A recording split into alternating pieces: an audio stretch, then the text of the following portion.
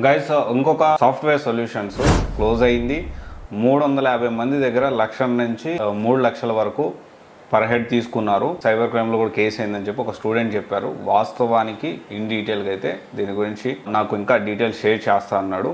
So company పేరు అయితే మిమ్జు. ఎంప్లాయీస్లో మీరు వేరేది ఏదైనా పెట్టుకోవచ్చు.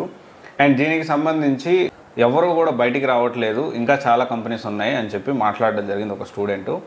అయితే ఇంతవరకు అందరూ చేస్తుందే కదా సార్, చాలామంది మోసం చేస్తూ ఉన్నారు. మళ్ళీ ఇంకొక కంపెనీ పేరు చెప్పి ఈ కంపెనీ 350 మంది దగ్గర తీసుకుంది, ఆ కంపెనీ 300 దగ్గర తీసుకుంది అని చెప్పి మాట్లాడుతూ ఉన్నారు. సో ఇక దీంట్లో ఏముందంటే ఇక్కడ హైలైట్ విషయం కూడా ఉంది. నాకు ఆ స్క్రీన్ షాట్స్ ఒక స్టూడెంట్ పంపించిన మెసేజెస్ అది చదివిన తర్వాత నాకు మైండ్ బ్లాక్ అయిపోయింది. అరే ఇంత కష్టపడుతున్నాము, ఎంత చేస్తున్నాము, ఎంత చేసినా కానీ మనము లైవ్లీహుడ్కి మనం ఏదో మన టీముని చూసుకొని ఎంతో కొంత మనం బతుకుతూ ఉన్నాము, కానీ ఈ వ్యాపారం ఏదో బాగుందే అనిపించింది నాకు కూడా. సో ఇక్కడ జనరల్గా ఏంటి అంటే మళ్ళీ అతను 350 మందిని మోసం చేసి ఎందుకు మీకు ఇది చేస్తామంటే మీకు నవ్వు వస్తుందని కూడా అనుకోవచ్చు. మీరు సర్కాస్టిక్గా మాట్లాడుతున్నారు, మీరు ఎగతాలు చేస్తున్నారు అనుకోవచ్చు. సో డెఫినెట్లీ 350 మందిని మోసం చేశాడు. మోసం చేసి ఇంకా కేసు నడుస్తుంది. ఇంకొక వెబ్సైట్ లాంచ్ చేసి మళ్ళీ హీ స్టార్టెడ్ టేకింగ్ మనీ. ఆ కంపెనీ డైరెక్టర్ ఒక కొత్త వెబ్సైట్ ఒకటి పెట్టేసేసి కొత్త కంపెనీ ఒకటి కొనుక్కొని కొత్త కంపెనీ స్టార్ట్ చేసి మళ్ళీ సేమ్ ప్రాసెస్ దాదాపు ఒక 4.5 కోట్లు వసూలు చేశాడంట. మళ్ళీ స్టార్ట్ చేశాడు. అంటే ఇది నాకు తెలిసి 4.5 కోట్లు అనేది శాంపిల్ ట్రైల్ చేశాడేమో. ఈసారి గట్టిగా ఒక 20-30 కోట్లకో లేకపోతే ఒక 50 కోట్లకి వేస్తున్నాడేమో టెండర్ అనిపిస్తూ ఉంది. ఇక్కడ కామన్గా ఎవరు ఇబ్బంది పడుతున్నారు చెప్పండి? 40 lakhs అది రికవర్ చేశారన్న తను క్లియర్గా చెప్పాడు. ఇంకా కంపెనీ పేరు పూర్తిగా ఎందుకు చెప్పలేకపోతున్నా అంటే దాని మన ఫుల్ డీటెయిల్స్ చెప్పలేదు. ఆ ఫుల్ డీటెయిల్స్ అతను డబ్బులు కట్టిన రిసిప్ట్ అవన్నీ కూడా నేను కలెక్ట్ చేస్తాను. కలెక్ట్ చేసిన తర్వాత ఆ ఇన్ఫర్మేషన్ మీకు ఖచ్చితంగా షేర్ చేయడానికి ప్రయత్నం చేస్తాను పబ్లిక్లో. అయితే ఇక్కడ షేర్ చేసినా చేయకపోయినా ఆ కంపెనీ పేరు చెప్తే ఆ కంపెనీ వాడు నా మీద ఏదో చేస్తాడు, అనవసరంగా ఈ తిరుగుతా తలకాయ నొప్పులు నేను కూడా పడాల్సి ఉంటుంది. సరే ఓకే, అది పెద్ద సమస్య కాదు, తలకాయ నొప్పులు పడడం ఇవన్నీ కూడా ప్రాబ్లం కాదు. కానీ వాడు ఇంకో కంపెనీ పేరు పెడుతున్నాడు, ఆ కంపెనీ పేరు బయట పెడతాం, వాడు మళ్ళీ ఇంకో కంపెనీ పెట్టేసేసి ఇంకొక లొకేషన్లో పెడతాడు, లొకేషన్ మారుస్తాడు, ఆఫీస్ మారుస్తాడు, కంపెనీ పేరు మారుస్తాడు. Same strategy. ఇంకో 10 కోట్లు, సంవత్సరానికి ఒక 5-6 కోట్లు, సంవత్సరానికి ఒక 10 కోట్లు సంపాదించుకుంటాడు. ఇక్కడ 10 కోట్లు తీసి పక్కన పెట్టేసేస్తే ఒక్కొక్కరు 1,00,000, 1,50,000, 2 లక్షలు, 3 లక్షలు పే చేసే స్టూడెంట్స్ ఎవరైతే ఉన్నారో వాళ్ళ భవిష్యత్తు ఏంటి? మెంటల్గా చాలా డిస్టర్బ్ అయిపోతారు.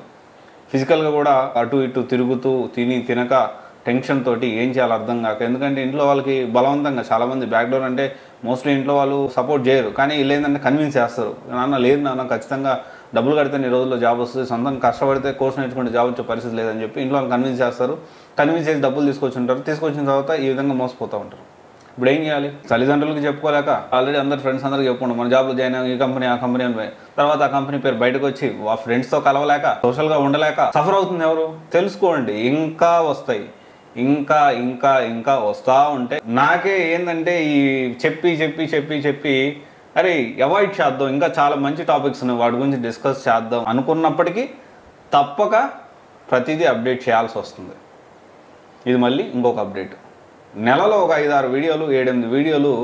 సో జనరల్గా మనం ఏం చేస్తాం? 2 సాఫ్ట్వేర్ చేస్తాం, 2 సివిల్స్ చేస్తాం ప్రతిరోజు. లేకపోతే ఈ మధ్య అబ్రాడ్ కన్సల్టెన్సీ గురించి దాని గురించి కూడా ఇట్లా జరుగుతున్నాయని దాని గురించి కూడా మొదలుపెట్టాం. సో డైలీ 4 వీడియోస్ మాత్రమే చేయగలుగుతాం, main videos. 2 or 3 short videos చేస్తాం. అయితే ఈ రోజులో ఒక వీడియో దీని గురించి వేస్ట్ అయిపోతుంది. దీనికంటే ఇంకా ఇన్ఫర్మేటివ్ వీడియోస్ చాలా ఉన్నాయి చేయాల్సినవి. నేను లిస్ట్ రాసుకొని ఉన్నా, 1కి 3-4 బుక్స్ ఉన్నాయి నా కాడ. అంటే ఒక్కొక్కటిలేండి.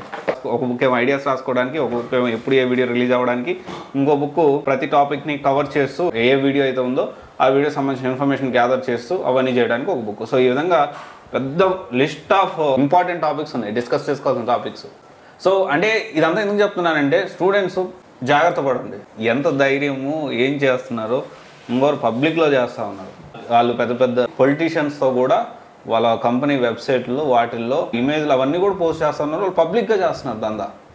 కొంతమంది అయితే తెలియక చాలామంది. ఇప్పుడు ఆ కంపెనీ కొత్త కంపెనీ ఓపెన్ చేశాడు, అయిపోయింది 350 మంది అయిపోయింది, ఇంకో 300 మంది తయారవుతాయి. సో ఇది షాకింగ్ విషయం. ఇది అది నాకు ఎంతవరకు నిజం అనేది నేను ఆ స్టూడెంట్తో కూడా పూర్తి ఖచ్చితంగా కనుక్కుంటా. నాకు తెలిసి చేయొచ్చు మేబీ. ఇది ఒక ఇన్సిడెంట్.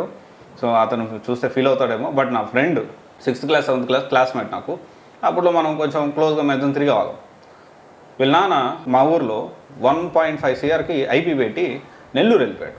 ఎంత 7-8 సంవత్సరాలు నమ్మకంగా ఉండి ఆ తర్వాత ఐపీ పెట్టి 2 కోట్లు 2.5 కోట్లు అప్పట్లో చాలా పెద్ద అమౌంట్. నేను 8th క్లాస్ 9th క్లాస్లో ఉన్నప్పుడు జరిగింది ఇది.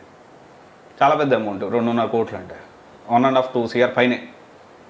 సరే ఏంద్రా విషయం అంటే ఆల్రెడీ ఇంతకుముందు కూడా ఇంకొక ఊరిలో 30 లక్షలకు ఐపీ పెట్టి ఆ ట్రైల్ వేసి ఆ తర్వాత ఇక్కడ పెద్ద అమౌంట్కి టెండర్ వేశాడు. అట్ ది సేమ్ టైం మనోడు కూడా మిమ్జు సాఫ్ట్వేర్ సొల్యూషన్స్ ఎవరైతే ఉన్నారో ఇక్కడ అయిపోయింది. ఇప్పుడు కొత్తగా ఇంకొక వెబ్సైట్ అనేది ఓపెన్ చేశాడు, ఇంకొక కంపెనీ ఓపెన్ చేశాడు. అంటే ట్రైలర్ అనమాట. 4.5 కోట్లు ఏదైతే ఉందో అది ట్రైలర్, ఒక స్టూడెంట్ చెప్పిన సమాచారం ప్రకారం.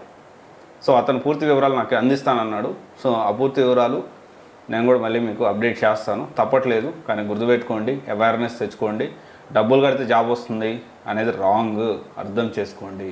Don't waste your parents hard and money. Me parents కష్టపడే ఏదైతే డబ్బుల్ని ఉపయోగించుకొని ఇంకేదైనా చేయడానికి ప్రయత్నం చేయండి. కోర్స్ నేర్చుకోండి, సర్వే అవ్వడానికి, హైదరాబాద్లో బెంగళూరులో ఉండడానికి ఆ డబ్బుల్ని సరైన వాటికి ఉపయోగించండి. చాలా బాధాకరమైన విషయం. ఇంకా చెప్తున్నాను కదా, ఇంకా చాలా వస్తాయి, గుర్తుపెట్టుకోండి. చాలామంది మెసేజ్ చేస్తున్నారు, ఆ కంపెనీలు జరగబోతుంది అని ముందే నేను బయట పెట్టాను అనుకోండి. అంటే అంతమందితో నేను ఫైట్ చేయలేను. ఒకరు ఇద్దరు అంటే మనం ఎంతో కొంత ఫైట్ చేయొచ్చు. ఒక వ్యవస్థ ఉంది, 40-50 కంపెనీలు ఒక్కొక్కటి దగ్గర కోట్లు సంపాదిస్తున్నాడు. వాడికి ఏమైనా చేయగలుగుతాడు. అందరు కలిసి వచ్చారనుకోండి, నేను ఫైట్ చేయలేను కదా అంతమందితో. ప్రాక్టికల్గా ఆలోచిద్దాం మనం. ఒకసారి ఆలోచించండి అమ్మా మీరైతే. సో ఇదైతే లేటెస్ట్ అప్డేటు. ఇంకా చాలా జరగబోతూ ఉన్నాయి.